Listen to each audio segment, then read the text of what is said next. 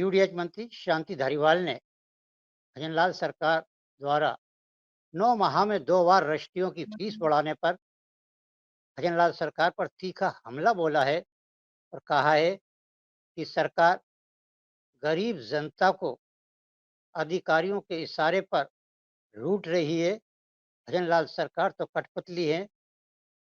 मुख्य सरकार, chief secretary और अन्य आला अफसर चला रहे हैं।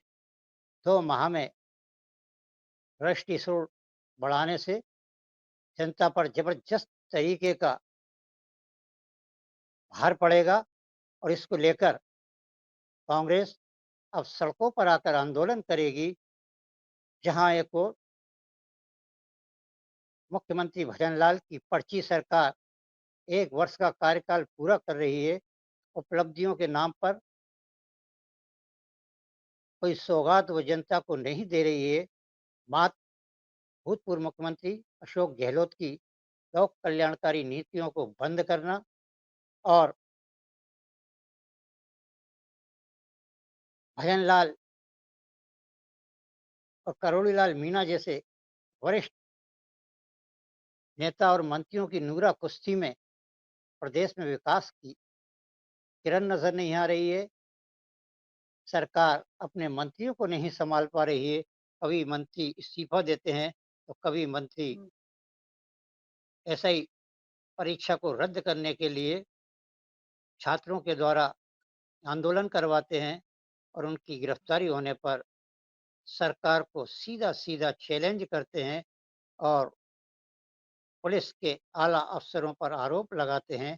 कुल मिलाकर कांग्रेस अब इस मूड में आ गई है कि 1 वर्ष की उपलब्धि के बाद वह सड़कों पर उतरे। भूतपूर्व मुख्यमंत्री अशोक गहलोत, प्रदेश सुप्रीमो गोविंद सिंह डोटासरा और प्रतिपक्ष के नेता टीकाराम जूली ने कल जो घटनाक्रम हुआ, एसआई परीक्षा के आंदोलनकारी छात्र और छात्राओं को पुलिस ने बर्बरतापूर्वक रात्रि को 11 बजे घरों में घुसकर बदमाशों की तरह, आतंकवादियों की तरह खदेड़कर, गाड़ियों में घसीटकर, पटक कर जो कृत्य किया है, उससे स्पष्ट है कि मुख्यमंत्री भजनलाल की पुलिस महकमे के ऊपर पकड़ कमजोर है। नाम मात्र के वह गृह मंत्री हैं और गृह राज्य मंत्री तो स्टाम्प रबर है, उनकी कोई सुनता नहीं है। कुल मिलाकर भजनलाल सरकार पर अब संकट के बादल 1 वर्ष के कार्यकाल में कांग्रेस लाकर आंदोलन करने वाली है। वहीं दूसरी ओर भजनलाल सरकार के एक और बड़बोले मंत्री मदन दिलावर, जिन्होंने 1 दर्जन से अधिक ऐसे वक्तव्य दिए हैं जिनसे भजनलाल सरकार शर्मशार हुई है। आज फिर उन्होंने एक और ऐसा वक्तव्य दे डाला है जिससे पंचायती राज में खलबल मच गई है। उन्होंने अखबार नवीसों के प्रश्नों के सवाल देते हुए कहा है कि मुख्यमंत्री भजनलाल सरकार 1 महीने में काफ़ी पंचायत स्तर पर काम कर चुकी है और वह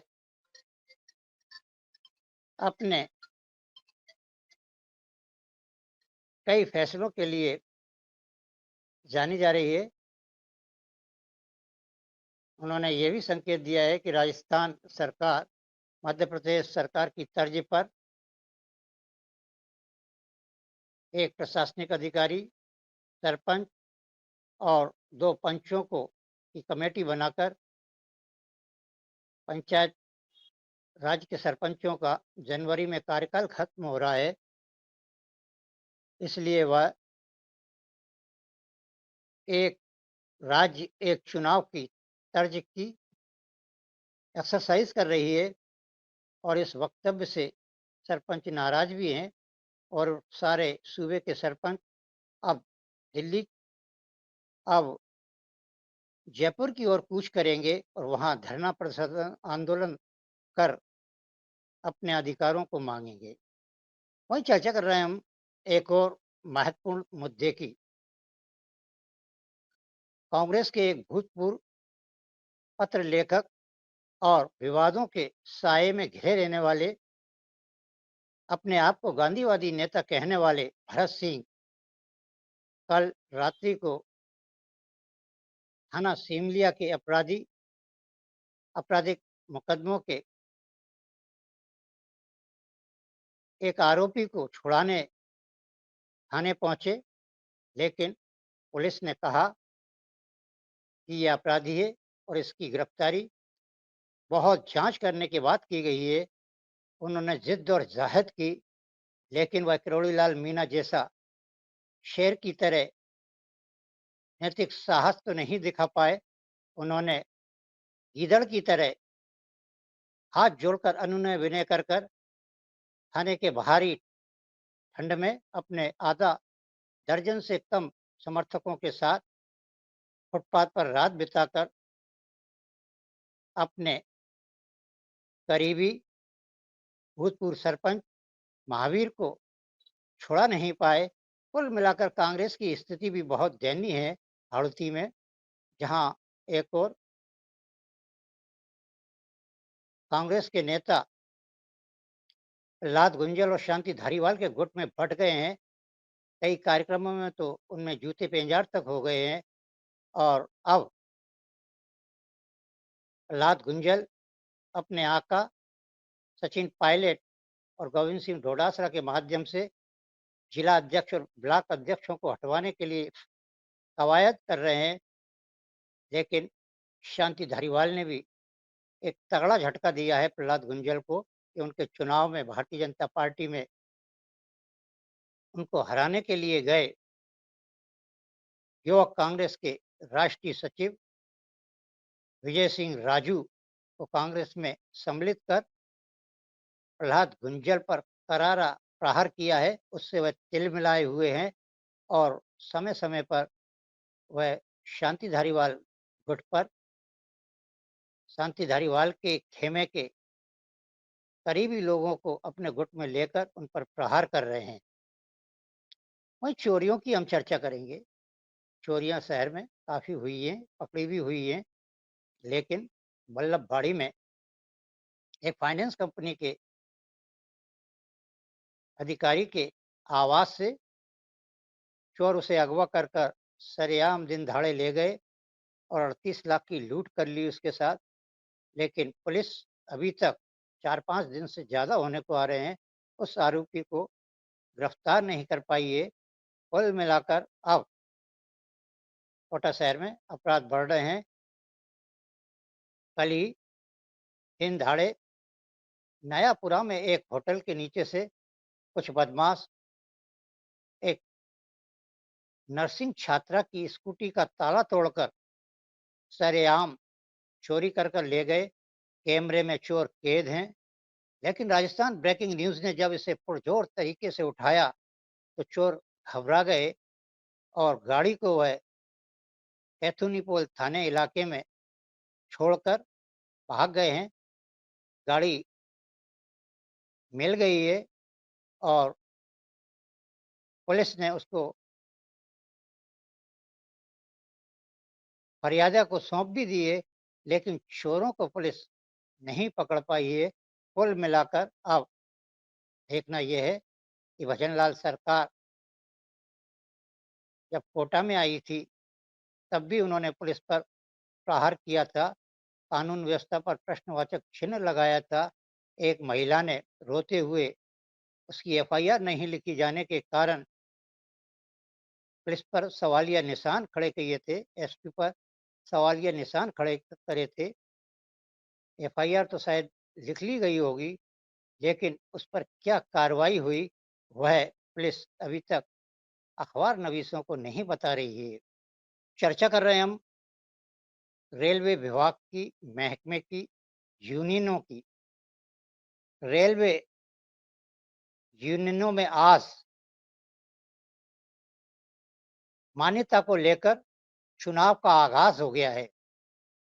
कोटा रेलवे यूनियन के 2 बड़े संगठन वेस्टर्न रेलवे यूनियन एम्प्लॉइज और मजदूर महासंघ के 2 आला संगठनों के पदाधिकारी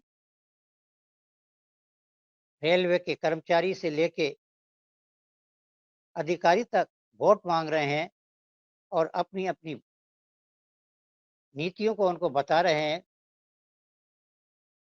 4, 5, 6 तारीख तक वोटिंग होगी देश में और उसके बाद रिजल्ट खुलेंगे।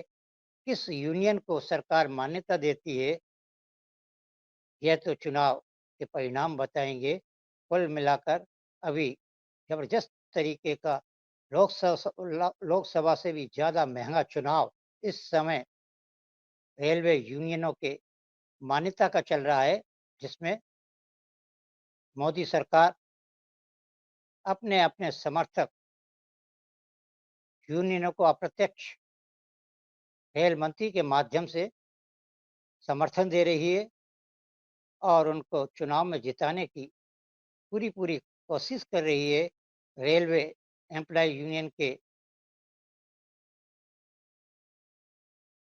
जिला सचिव मुकेश गालब ने तो यहाँ तक आरोप लगा दिया है, रेलवे मंत्रालय आचार संहिता का उल्लंघन कर रहा है और अपने-अपने लोगों को जिताने के लिए भरपूर कोशिश कर रहा है। वहीं दूसरी ओर मजदूर महासंघ के सचिव ने खुला आरोप लगाया है कि वर्षों से वेस्टर्न रेलवे यूनियन में जमे हुए मुकेश गालब ने कोऑपरेटिव सोसाइटियों के माध्यम से अपने भाई, भतीजा और अन्य लोगों को उसमें भर्ती कर लिया है और मज़दूरों के हित और मज़दूरों के बच्चों के हित छीने जा रहे हैं। इन मुद्दों को लेकर भी ज़बरदस्त आज चुनाव में कैंपेन करते समय मज़दूर संघ के सारे पदाधिकारियों ने अपने मतदाताओं से विनम्र अपील की कि वह अपने अधिकारों को सुरक्षित रखने के लिए, अपने अधिकारों को बचाने के लिए सर आज जी। म मज़दूर संघ को वोट डालें। सर राजस्थान की तमाम अपडेट्स के लिए, जानकारी देने के लिए आपका बहुत-बहुत शुक्रिया। तब तक के लिए आपसे नमस्कार। इजाज़त दीजिए। बहुत-बहुत धन्यवाद रोमा जी। और आप हमसे जुड़े रहने के लिए सब्सक्राइब करें YouTube पर, फॉलो करें Twitter पर और लाइक करें Facebook पर। और ज्यादा जानकारी के लिए आपको टाइप करना होगा सिर्फ न्यूज़ नशा।